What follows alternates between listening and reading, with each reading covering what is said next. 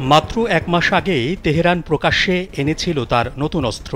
শুক্রবার গভীর রাতে সেই মাঝারি পাল্লার ব্যালিস্টিক ক্ষেপণাস্ত্র কাশিম বশির ব্যবহার করেই তারা ইসরায়েলের তেল আবিবে সফল হামলা চালিয়েছে বলে ধারণা করা হচ্ছে।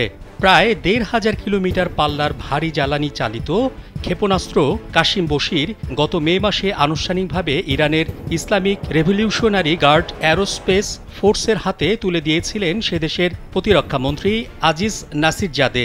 বস্তুত এটি ইরানের ব্যালিস্টিক ক্ষেপণাস্ত্র হজ কাশিমের উন্নতর সংস্করণ। সে সময় আজিজ দাবি করেছিলেন ইসরায়েলের আকাশ প্রতিরক্ষা ব্যবস্থা ভেদ করতে সক্ষম হবে কাশিম বশির।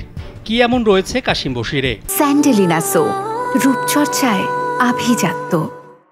নতুন কাশিম বশিরে ব্যবহার করা হয়েছে ২ স্তরের ভারী মোটর, যা দ্রুত উৎক্ষেপণের প্রস্তুতি নিতে সক্ষম এবং বহন করতে পারে ৫০০ কেজির জ্বালানি।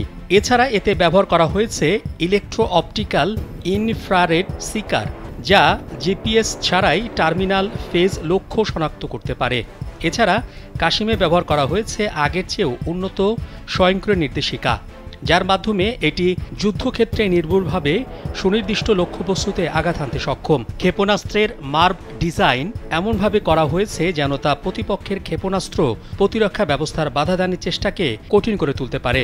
ইরানের এই নতুন মিসাইল মধ্যপ্রাচ্যের যুদ্ধ পরিস্থিতির হিসাব নিকাশ বদলে দিতে পারে বলে ধারণা করা হচ্ছে।